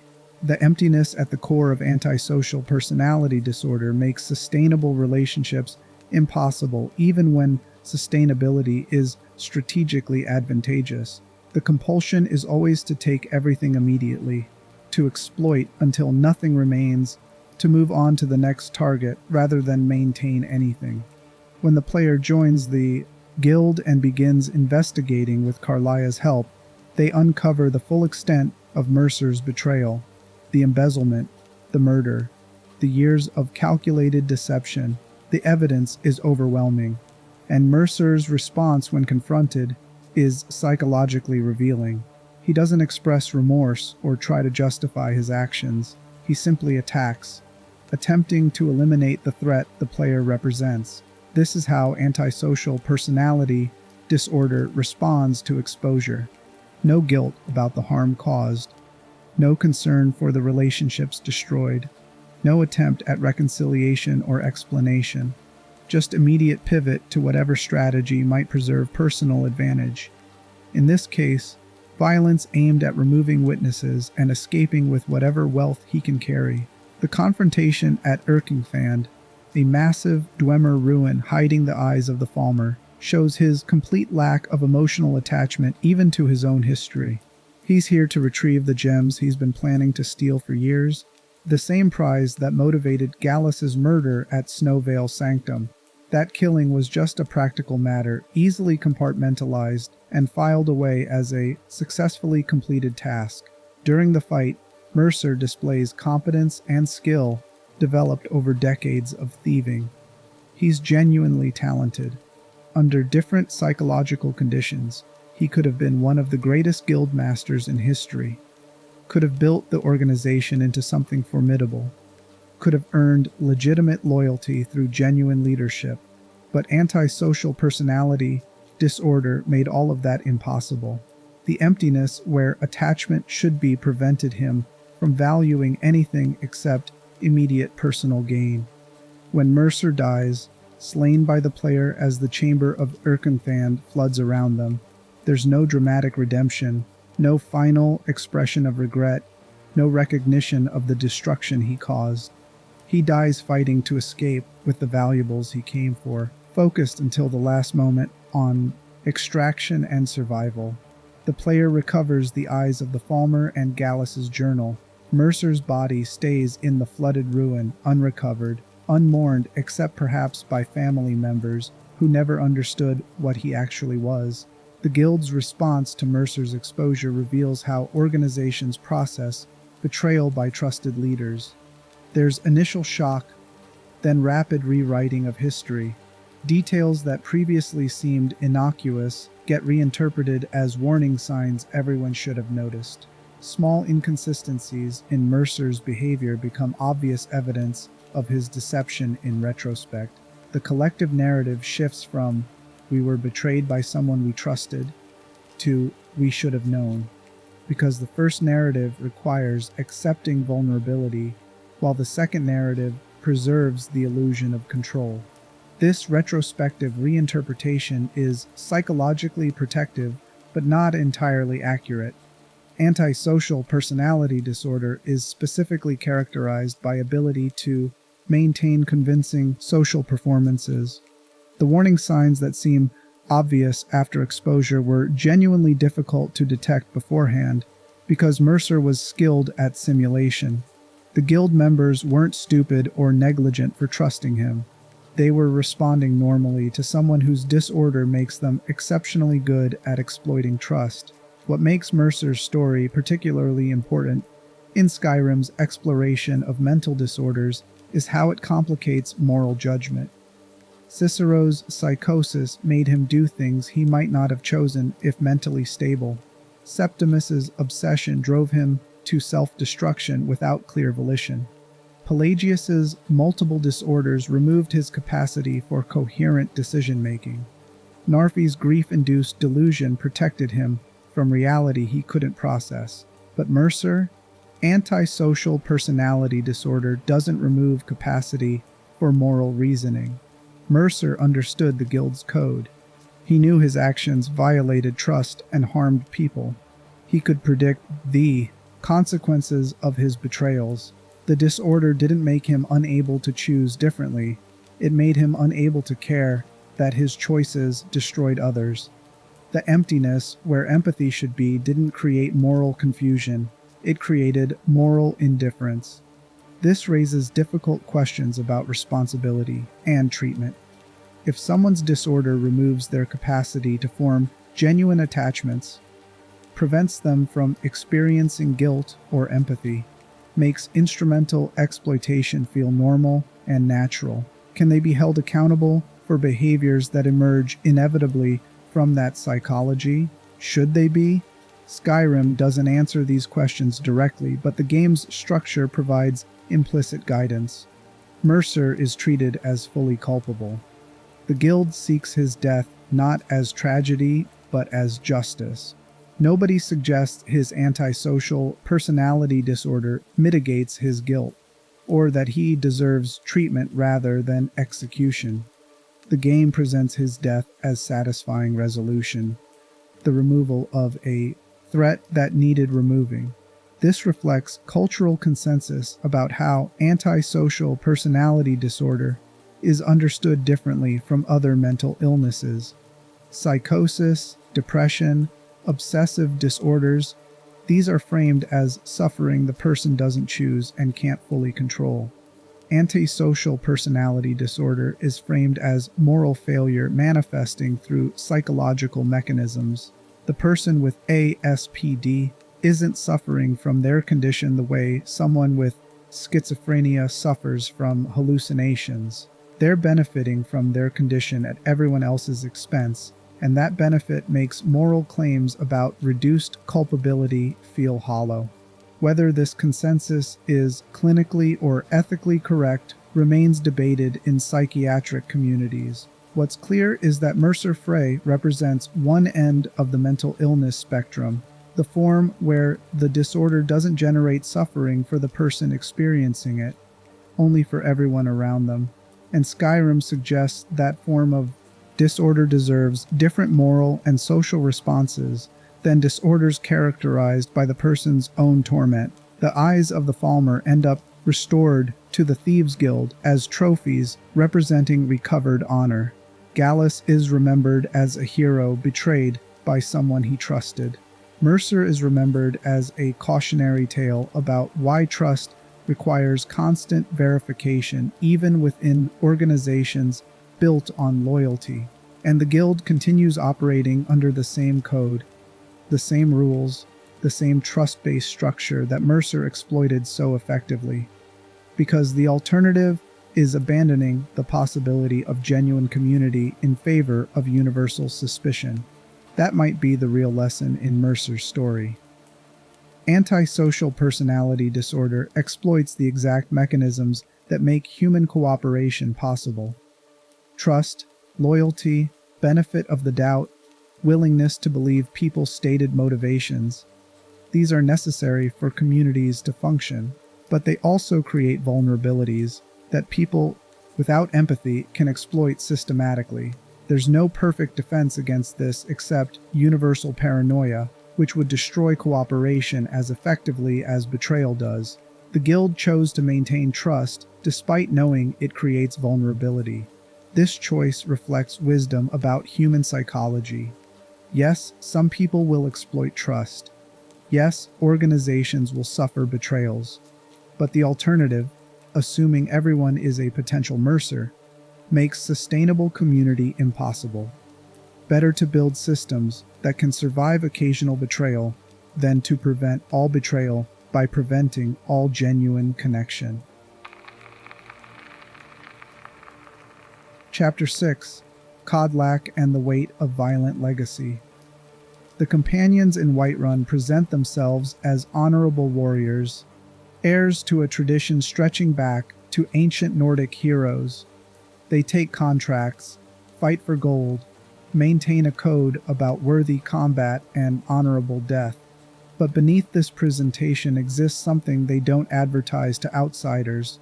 Most of the inner circle are werewolves, transformed through a pact a former harbinger made with the Glenmoral witches, covens who serve her scene, bound to hunt and kill in beast form, whether they want to or not. Codlac Whitemane is the harbinger, the leader and spiritual center of the companions. He's old, scarred from decades of combat, respected by everyone in the organization, and he's dying with a specific kind of horror that reveals how carrying violent capacity creates psychological burdens even when violence serves supposedly honorable purposes. Codlac's beast blood was accepted voluntarily years ago. The transformation offered strength, healing, combat advantage that made him more effective as a warrior. But somewhere along the way, the gift became a curse he desperately wanted to shed. The game reveals this through conversations where Codlac expresses deep regret about the beast blood, describes it as a stain on his honor, talks about how he's searching for a cure before death claims him. The urgency comes from Nordic religious beliefs about the afterlife. Warriors who die honorably go to Sovngarde, a paradise of endless feasting and glory. but werewolves are claimed by Hircine instead, bound to hunt forever in his realm. Codlac's approaching death means confronting the reality that every kill he made in beast form, every time he surrendered to the transformation, every victory achieved through Hircine's gift, has damned him to an afterlife he doesn't want. This creates a specific form of existential despair. Codlac can't undo the past. The kills are permanent. The pact with Hircine was binding. His choices have locked him into consequences he didn't fully understand when making them. And now, facing death, he's trying desperately to find some way to break the bond before it's too late to escape damnation. The psychological pattern here is complex. On the surface, this looks like religious anxiety about afterlife consequences, but deeper examination reveals something clinically significant about how people process the moral weight of violence they've committed, even when that violence was socially sanctioned or performed under altered mental states. Codlac killed people as a werewolf. The beast form reduced his capacity for moral reasoning, turned combat into predatory instinct, made tearing enemies apart feel natural and satisfying. He didn't experience guilt during the transformations. The werewolf consciousness doesn't support complex moral emotions, but his human consciousness remembers what the beast did, carries responsibility for actions taken while transformed, struggles with the knowledge that he chose to become something that kills without moral restraint. This mirrors how combat veterans sometimes process their wartime actions. During combat, especially intense combat where survival instincts dominate, soldiers may kill efficiently and without immediate moral conflict. The circumstances demand it. The training supports it. The altered mental state of combat stress makes it possible. But afterward, when the threat has passed and normal consciousness returns, some veterans experience profound guilt and horror about actions that seemed necessary in the moment. Codlac's regret about the beast blood functions similarly. He can't claim the werewolf form made him kill against his will. He chose to accept the transformation, knowing it would make him more dangerous. But he also didn't fully understand what carrying that capacity would mean psychologically, how it would feel years later to remember the pleasure of hunting, to know his strength came from surrendering human moral constraints, to recognize that his greatest victories were achieved by becoming something monstrous. The cure he seeks isn't just about escaping Hircine's claim, it's about psychological absolution, about finding some way to separate himself from the violence he committed in beast form, about dying as Codlac the honorable warrior rather than Codlac the creature who tore people apart with teeth and claws. He wants to believe his human self is distinct from his beast self, that the transformation was temporary possession rather than revelation of capacity that was always present. But the game suggests this distinction might be psychologically false. The beast blood didn't create new desires. It removed inhibitions against desires that already existed. Codlac was already a warrior who killed for money. The werewolf form just made him better at it, more efficient, less burdened by moral hesitation. What he's really seeking absolution for isn't being a werewolf, it's being someone who wanted the power werewolf transformation offered, who enjoyed the strength and victory and dominance it provided, who spent years benefiting from monstrous capacity before developing regrets. The psychological realism here is that Codlac waited until old age to seek the cure. He didn't regret the beast blood when he was young and strong and winning glory through it.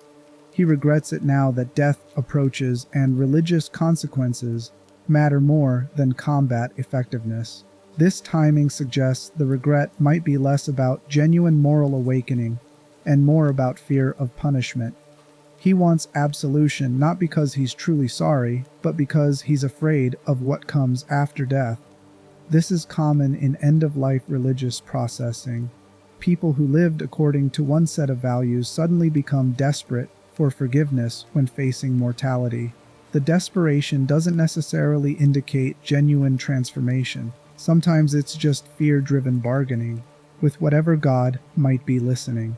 Codlac's search for cure could be understood as genuine moral growth, or as an old warrior suddenly afraid that the warrior lifestyle he built his entire identity around will damn him. When Codlac dies, murdered by the Silver Hand, a group that hunts werewolves, the player must complete the cure ritual posthumously to free his soul from Hircine's claim. This creates interesting psychological territory. Codlac died before achieving the absolution he sought. His last conscious moments were probably terror about damnation, regret that he'd waited too long, despair that his searching came to nothing. The ritual that cures him posthumously is witnessed by Codlac himself. His spirit is present in Ysgramor's tomb when the Glenmoral witch's head is thrown into the fire. His wolf spirit is defeated, and he personally thanks the player for freeing him before passing on to Sovngarde. He doesn't die in ambiguity. His spirit experiences the cure directly and expresses gratitude for it. The question isn't whether he experienced the absolution. The question is whether achieving it after death, rather than during the life he spent searching for it, carries the same weight. These questions matter because they reveal how Skyrim understands the relationship between violence, guilt, and redemption. Codlac represents warriors who build identities around capacity for killing, who accept transformations or training or experiences that make them more effective at violence, and then later struggle with what they became in pursuit of that effectiveness. The companions continue operating after Codlac's death. Many of the inner circle choose to keep their beast blood rather than seek cures. They don't share Codlac's regret. For them, the werewolf form remains a gift, a source of power and identity they have no intention of surrendering. This suggests Codlac's late-life crisis wasn't universal among warriors carrying violent capacity. Some people make peace with what they are. Some never develop the guilt Codlac experienced. Some die content with their choices. What separates these outcomes? The game doesn't provide clear answers, but the pattern suggests individual psychology matters more than the violence itself. Codlac was someone predisposed to moral reflection, someone whose personality included capacity for guilt and religious anxiety. Other companions lack this predisposition.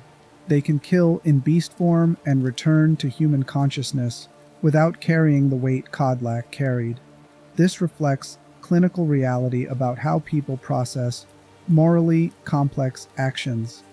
Two soldiers in identical combat situations can emerge with completely different psychological outcomes. One develops severe PTSD and moral injury. The other integrates the experience without lasting trauma. The difference isn't what happened. It's how individual psychology processes what happened. Codlac's story ultimately shows that mental anguish about violent capacity doesn't require diagnosed mental illness. You can be psychologically functional, respected, successful in your chosen role, and still carry profound despair about what you've done and what you've become.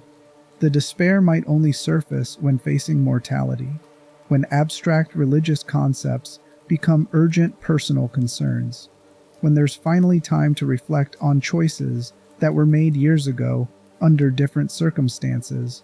The companions remain in Whiterun, still taking contracts, still transforming into beasts when combat requires it. Codlac's death didn't change the organization's fundamental nature. It just removed the one voice questioning whether the power they carried was worth the price it demanded. Without that voice, the remaining members can continue existing in comfortable denial about what they've become, what they've traded for strength, what waits for them after death. That's the pattern we've been tracking, how different forms of mental anguish emerge from different psychological vulnerabilities meeting different environmental pressures. Cicero's isolation turned stress into psychosis. Septimus's obsession consumed everything else. Pelagius inherited disorders so severe they made basic functioning impossible. Narfi's grief created delusions that protected him from unbearable truth. Mercer's emptiness made exploitation feel natural. Codlac's capacity for reflection turned violent legacy into existential crisis. But there's another pattern worth examining before we pull back to see the larger systems at work. Another leader who betrayed the organization she commanded, but whose betrayal emerged from psychology completely different from Mercer's instrumental emptiness. Someone whose breakdown reveals how the need for control can become so absolute that destroying everything you've built feels preferable to admitting you've lost power over it. Chapter 7. Astrid and Control-Based Identity. The Dark Brotherhood Sanctuary near Falkreath operates under specific rules enforced by ancient tradition. The Night Mother speaks. The listener hears. Contracts come through established channels. Kills are performed according to the Brotherhood's methods. This structure has persisted for centuries, maintaining the organization through periods of political upheaval, religious persecution, and internal conflict. Astrid became leader of the Skyrim sanctuary during a period when the traditional structure had collapsed. The previous listener was dead. The Night Mother's location was unknown. Communication with the larger Brotherhood organization in Cyrodiil had ceased. Astrid stepped into this vacuum and rebuilt the sanctuary from near destruction, recruiting new members, establishing contracts with clients, creating a functional assassination operation without relying on the religious framework that previously organized Brotherhood activities. This rebuilding required extraordinary competence. Astrid had to maintain secrecy while recruiting, establish trust with clients who had no institutional reason to believe the Brotherhood still existed, create training systems for new assassins, develop internal rules that kept members loyal and effective. She succeeded at all of this, transforming a dying organization into something that could sustain itself and provide income for its members. But the competence came with a specific psychological cost. Astrid's identity became completely entangled with her role as leader. She wasn't Astrid who happened to lead the Brotherhood. She was the person who saved the Brotherhood, who built it through her own strategic intelligence, who created and maintained the structure that allowed everyone else to survive. Her sense of self derived entirely from this control. Without it, she had no clear identity, no purpose, no framework for understanding her own existence. This is common in people who achieve leadership during crisis. The emergency conditions that allowed them to rise also prevented them from developing identity beyond crisis management. When the crisis is resolved or when circumstances change in ways that don't require their specific skills, they don't transition gracefully into normal operations. Instead, they create new crises that justify continued emergency leadership, or they collapse psychologically when their control is challenged. When Cicero arrives with the Night Mother's coffin, he represents an existential threat to Astrid's identity. The Night Mother's presence means the traditional structure might be restored. The possibility that she might speak, might choose a listener, might provide contracts through divine channels rather than through Astrid's carefully built network, all of this threatens to make Astrid's leadership obsolete. She wouldn't be the person who saved the Brotherhood anymore. She'd be the person who maintained things, temporarily until the real structure returned. Astrid's response reveals psychology organized entirely around maintaining control. She accepts the Night Mother's coffin because refusing would alienate Brotherhood traditionalists like Cicero. But she positions the acceptance as tolerance rather than reverence, makes clear that the sanctuary operates according to her rules regardless of ancient traditions, maintains authority over who performs rituals and how the Night Mother's presence is integrated into sanctuary operations. This is psychological territory where legitimate leadership concerns overlap with pathological need for control. Some of Astrid's caution is reasonable. The Night Mother hasn't spoken in years.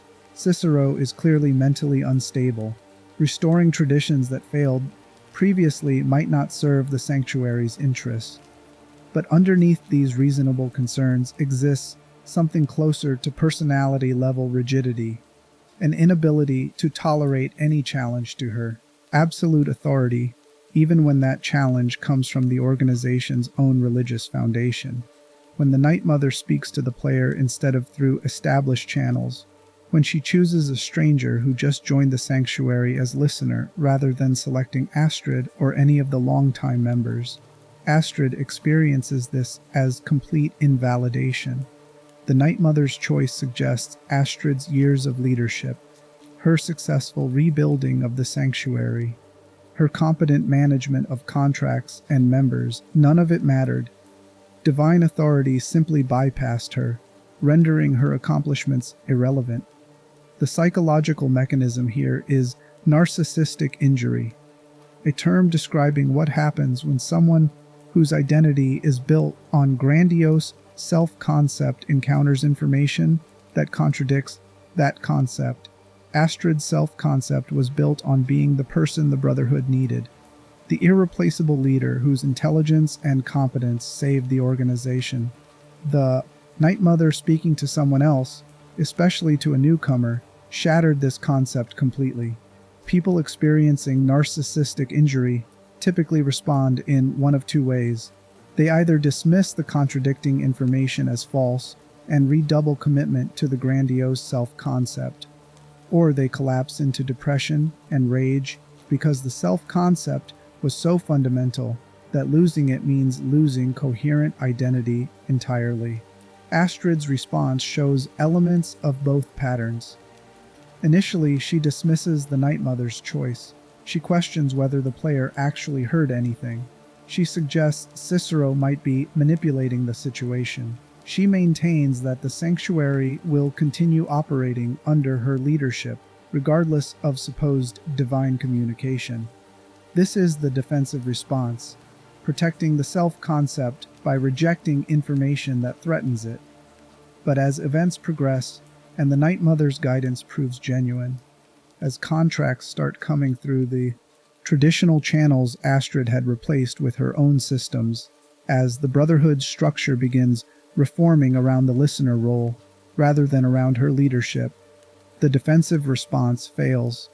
Astrid can't maintain the belief that she remains central to Brotherhood operations when evidence increasingly demonstrates she's being displaced. The collapse that follows is catastrophic. Astrid doesn't just step aside gracefully or find new roles within the reformed structure. She betrays the Dragonborn, specifically to Commander Morrow of the Penitus Oculatus, giving up the assassination plot and the listener's identity in exchange for his promise to leave the Brotherhood alone. She isn't trying to destroy the Brotherhood. She's trying to protect it by removing what she sees as the threat to her authority. Morrow takes the information and then betrays the deal, attacking the sanctuary anyway in personal revenge for his son's death during the assassination scheme. The destruction of everything she built isn't orchestrated. It's the consequence of trusting someone as ruthless as herself.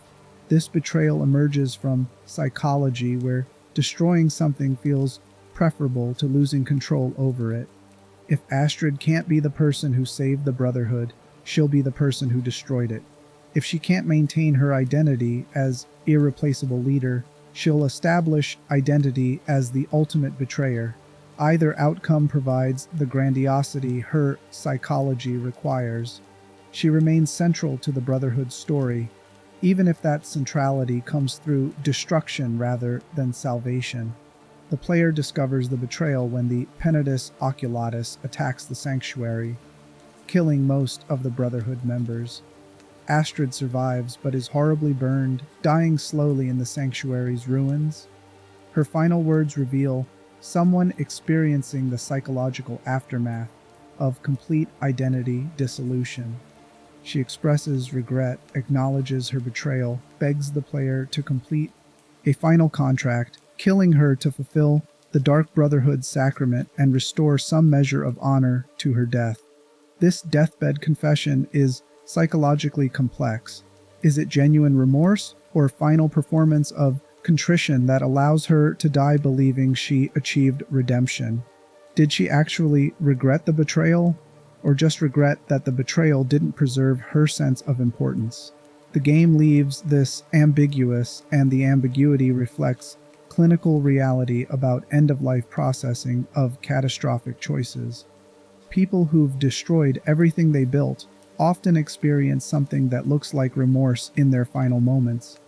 But distinguishing genuine moral regret from fear of dying unloved, from desire to be remembered positively, from need to believe their life meant something despite the destruction they caused, this distinction is nearly impossible to make from outside the person's consciousness. Astrid might have genuinely recognized the horror of what she'd done, or she might have simply wanted to die believing she was still capable of honorable action, even if that action was just requesting her own execution. What's clinically clear is that Astrid's breakdown followed a predictable pattern for people whose identity is entirely constructed around control and competence. When that control is challenged by circumstances they can't manage, when their competence becomes irrelevant to organizational needs, they don't adapt. They either fight desperately to maintain control through increasingly destructive means, or they destroy what they can't control to preserve the belief that they remain powerful. Astrid represents the dark side of crisis leadership, the psychological damage that occurs when someone becomes so entangled with their role that losing that role means losing themselves. Her rebuilding of the Brotherhood was genuine achievement. She was skilled, intelligent, effective, but her psychology couldn't separate her accomplishments from her identity. When the accomplishments became insufficient to maintain absolute authority, her identity collapsed, and the collapse took the entire organization with it. The difference between Astrid and Mercer Frey is instructive. Both betrayed their organizations. Both caused the deaths of people who trusted them. Both ended up dying in the ruins of what they destroyed. But Mercer's betrayal came from antisocial emptiness.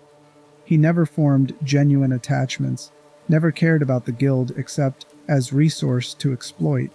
Astrid's betrayal came from narcissistic injury. She cared too much about the Brotherhood, but only insofar as it reflected her own importance.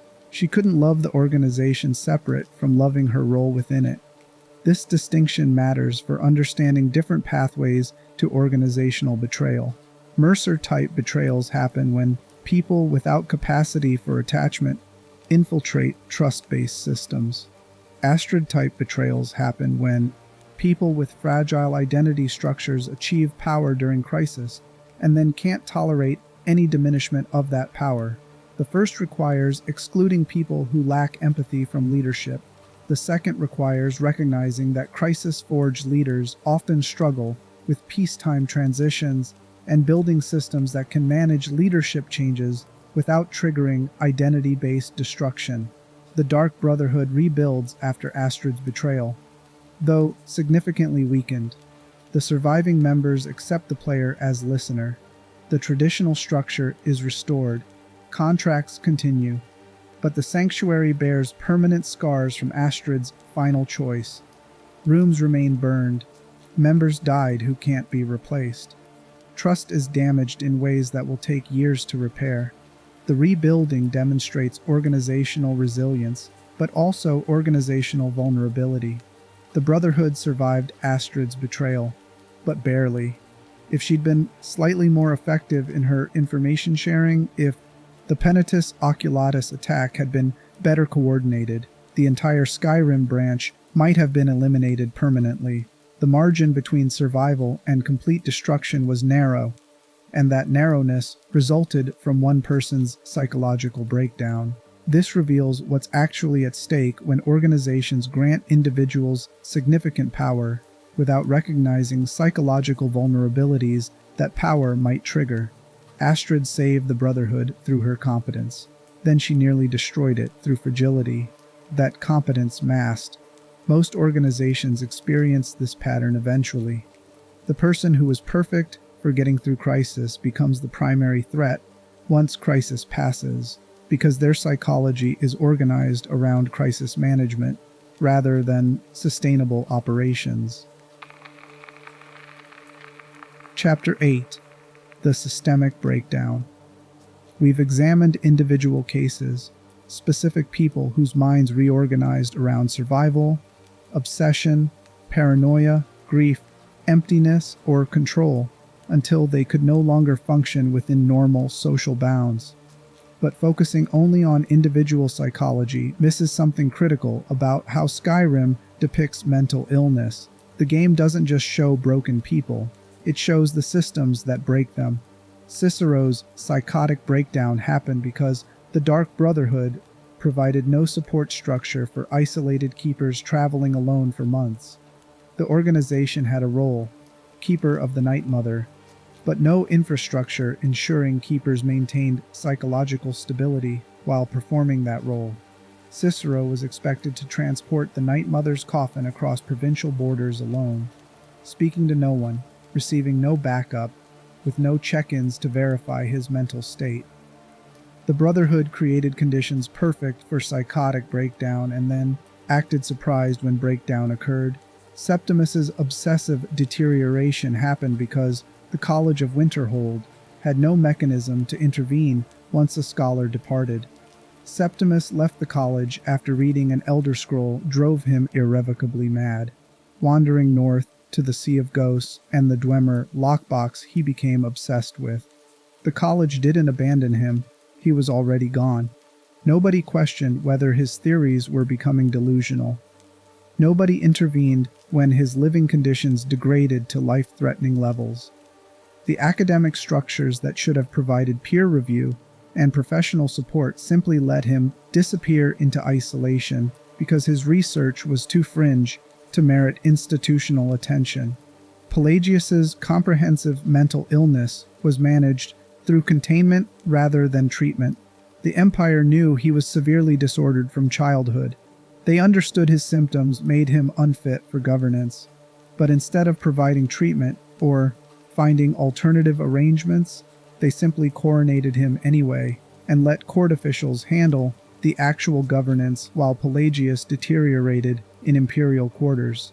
The political need for continuity of bloodline mattered more than one man's suffering or the damage his untreated illness caused to everyone around him. Narfy's grief-induced psychosis persisted because Iverstead had no mental health resources and no social obligation to provide them. The villagers recognized he was mentally ill. They saw him deteriorating. They understood he was non-functional and isolated, but their response was minimal food donations and avoidance because actually helping would require time, resources, and emotional labor they weren't willing to provide. Narfy was left to rot in his ruined house because small communities operate on subsistence margins that don't include capacity for comprehensive mental health intervention. Mercer's antisocial exploitation succeeded because the Thieves Guild built its entire structure on trust without developing mechanisms to verify that trust or detect systematic betrayal. The organization assumed loyalty without auditing finances, assumed honesty without checking claims, assumed good faith without building redundancy that could catch long-term embezzlement. The code existed, but enforcement mechanisms were minimal. Mercer identified these structural weaknesses and exploited them comprehensively because exploitation was easy when nobody was actually watching. Codlac's existential crisis about violent capacity developed because the companions celebrated warrior identity without addressing the psychological cost of sustained violence. The organization valued strength and combat effectiveness. It offered werewolf transformation as a gift that made members more dangerous, but it provided no framework for processing what it meant to carry that capacity. No rituals for managing guilt about kills performed in beast form. No support for warriors who developed late-life regrets about choices made decades earlier. Astrid's control-based identity and eventual betrayal emerged because the Dark Brotherhood had collapsed so thoroughly that one person could rebuild it through individual competence without developing collaborative leadership or succession planning. Astrid became irreplaceable because the organization allowed her to become irreplaceable. When circumstances changed in ways that challenged her authority, there was no structure for managing leadership transition, no collective wisdom that could preserve the organization independent of any individual's psychological needs. Every case shows the same pattern. Individual psychology provided the vulnerability, but systemic failures created the conditions where that vulnerability became catastrophic breakdown. Skyrim's mental illness isn't primarily about individual pathology. It's about how societies construct roles, organizations, and institutions that guarantee some people will break under pressures those structures create. This is the uncomfortable reality about mental illness that most fantasy games avoid. It's not random. It's not just about individual weakness or genetic predisposition. It's manufactured through specific social arrangements that expose vulnerable people to conditions known to trigger breakdown while providing inadequate support for managing those conditions. The Civil War tearing Skyrim apart creates combat veterans with PTSD. The College of Winterhold trains mages in dangerous magic without adequate psychological screening or support. The Dark Brotherhood maintains assassination operations that require members to kill routinely without processing the moral and psychological weight of those kills. The Thieves Guild operates on trust-based systems vulnerable to sociopathic exploitation. Small villages function on subsistence economies that can't provide mental health resources for struggling members. These aren't accidental conditions.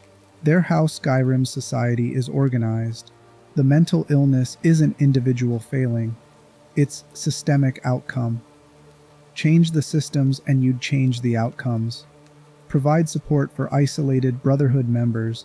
Require collaborative research for mages pursuing dangerous topics. Offer treatment rather than containment for mentally ill nobility. Build social safety nets for small communities. Develop financial auditing for criminal organizations. Create processing rituals for warriors carrying violent capacity. But Skyrim doesn't make these changes because the systems serve other purposes that society values more than mental health. The Brotherhood needs to maintain secrecy, which requires isolation. The college values academic freedom, which means tolerating researchers who disappear into dangerous obsessions. The Empire needs political stability, which means coronating mad emperors rather than admitting bloodline succession has failed. Villages need to preserve resources, which means abandoning members who require intensive support. The Guild needs operational flexibility, which means trusting members without invasive oversight. The Companions need combat effectiveness, which means accepting psychological costs of sustained violence. Every case reveals how mental health gets sacrificed to other institutional priorities. The individuals who break are predictable casualties of systems designed to produce exactly these casualties. Cicero, Septimus, Pelagius, Narfy, Mercer, Codlac, Astrid, they're not aberrations. They're what happens when you build societies around priorities that guarantee some people will be ground down until nothing remains except symptoms. This is what makes Skyrim's portrayal of mental illness more sophisticated than most games attempt. It doesn't present madness as individual tragedy divorced from social context. It shows the architecture that manufactures madness, the institutional decisions that create conditions for breakdown, the collective choices that prioritize other values over psychological well-being. The game lets you meet the broken people, hear their stories, witness their symptoms.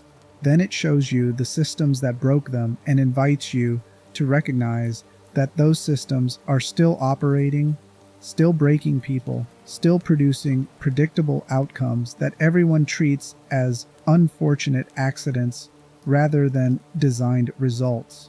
The player character moves through Skyrim encountering these casualties, and typically responds by completing quests associated with them, killing Cicero or sparing him, helping Septimus open his box, curing Pelagius's mind temporarily, finding Rada's body for Narfi, executing Mercer, freeing Codlac's soul, killing Astrid.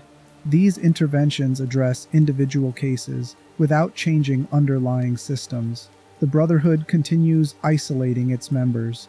The college continues abandoning obsessed researchers. The Empire continues coronating whoever has proper bloodline regardless of mental fitness. Villages continue operating without mental health infrastructure. Criminal organizations continue trusting without verification. Warrior cultures continue celebrating violence without processing its costs. The mental illness continues. New people break under the same pressures. The cycle repeats because the systems that produce it remain unchanged. This is clinically realistic in ways that are almost too uncomfortable to acknowledge directly. Real-world mental illness follows similar patterns. Societies build structures that predictably damage psychological well-being. Poverty, inequality, isolation, trauma, overwork, role stress, institutional betrayal. Then they treat the resulting mental illness as individual pathology requiring individual intervention rather than as systemic outcome requiring structural change. Skyrim shows this dynamic operating across multiple contexts and populations. The mental illness isn't confined to one group or institution. It appears wherever systems create sufficient pressure on vulnerable psychology. Different systems produce different forms of breakdown, but the underlying mechanism is the same. People are placed in conditions that exceed their psychological capacity to manage, support is absent or inadequate, and breakdown becomes inevitable. You've been listening for over 2 hours now. We've diagnosed jesters and scholars and emperors and beggars and thieves and warriors and assassins.